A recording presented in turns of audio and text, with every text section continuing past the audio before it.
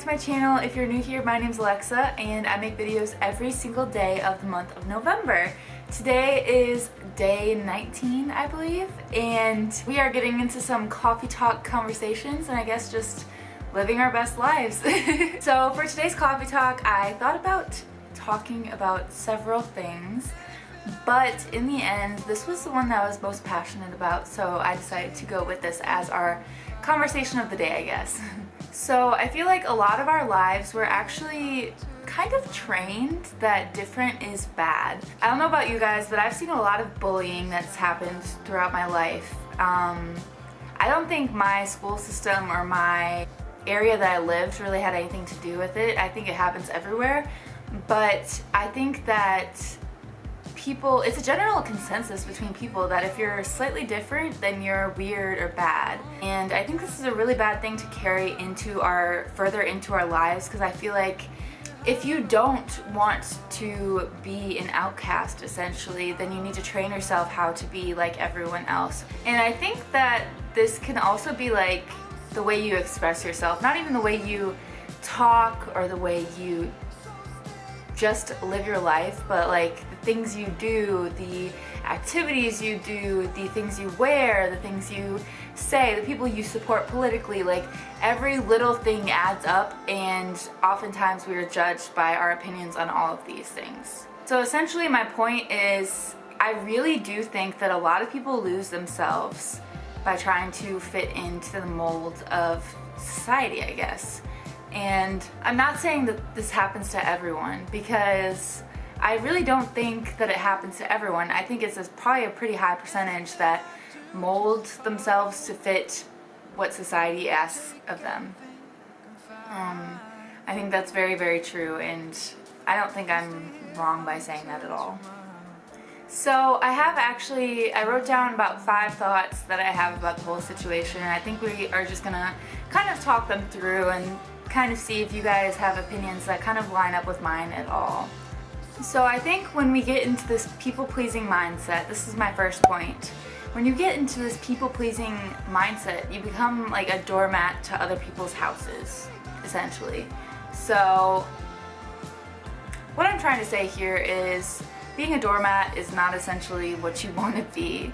A doormat is just pleasing other people and people pleasing and giving them what they want, when essentially instead of being a doormat you should be building your own house. You know what I mean? Is that a bad analogy? Because in my head it kind of makes sense, but I don't know if it makes sense like here.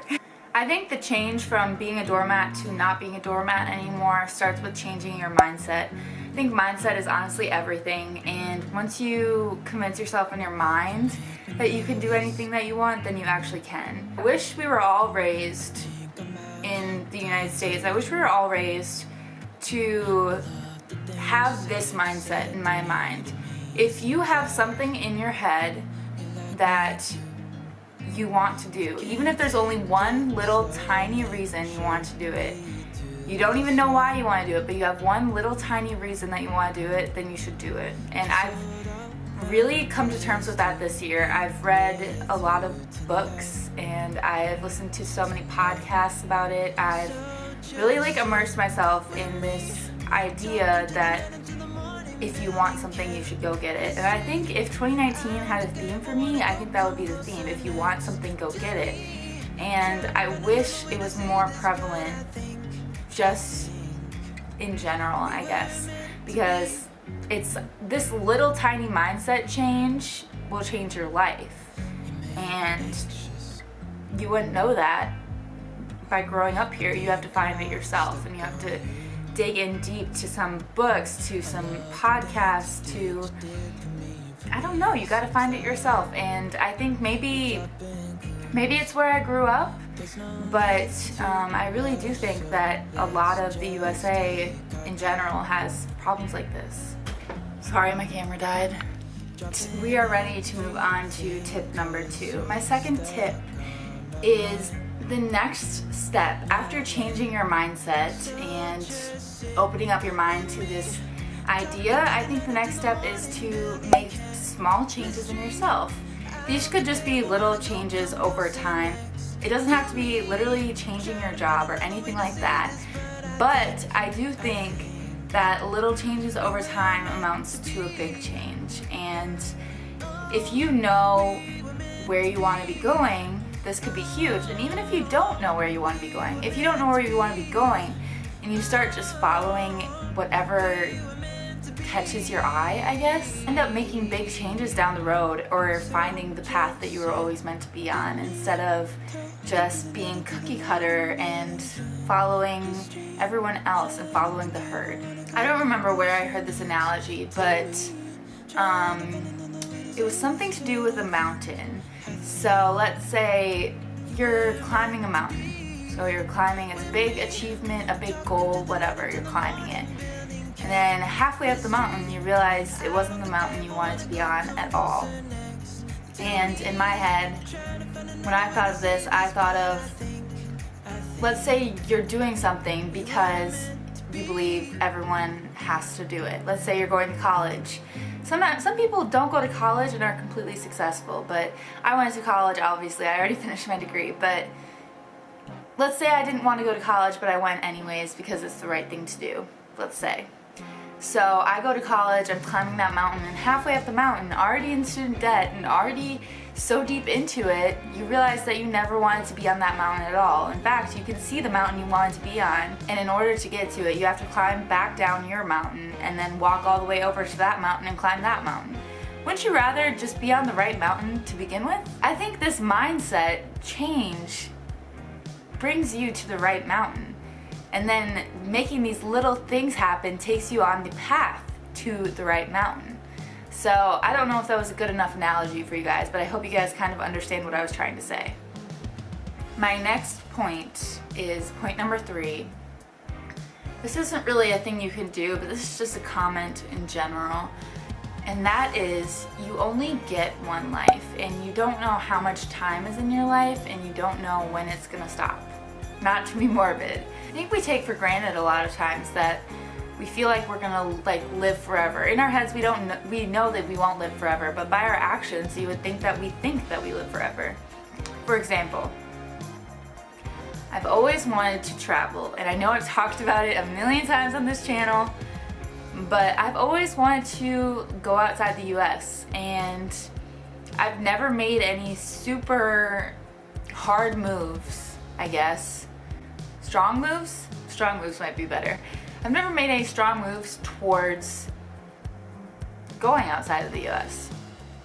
So it's like I'm living my life as if I have so many years to go and it doesn't matter. You know what I mean? Like, I'm not living my life like I'm gonna die tomorrow. If I was living my life like I was gonna die tomorrow, then I'd freaking already be in Europe traveling around. Like, I wish more people lived their lives knowing that they could die at any moment.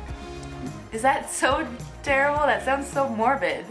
I think it's true. Like, we have so many dreams and aspirations, and we're always like waiting for the right time. And to be honest, there is no right time, because you never know when your time's gonna be over. And I think that's just the entirety of what I wanted to make with that point. I hope you guys kind of understand where I'm coming from on that point. So my next point is, it's a them problem, not a you problem. So I don't know if this is the correct way to phrase it, but in my head this made sense. So if you have little quirks or something that's a little bit different about you, it's their problem, it's not yours, essentially. So if people look down on you for doing things that make you happy, it's their problem with themselves or with their ideas, with anything. And honestly, you don't need them in your life. You don't need to take that, essentially. It's not your problem. Because you like to do it doesn't mean that something's wrong with you, essentially. It means that you are you, and that's okay. So my idea for number 5 is to make a list of all the dreams you've ever had. Could be things that you've already completed or partially completed, could be things that you dream about but you never think that you'll actually achieve, anything. Just make a list and don't put any limits on this list. Just write whatever comes to your mind and just write it down, I guess. I think when you look at that list, I want you to look at that list and tell yourself what the reason is why you haven't completed some of these dreams.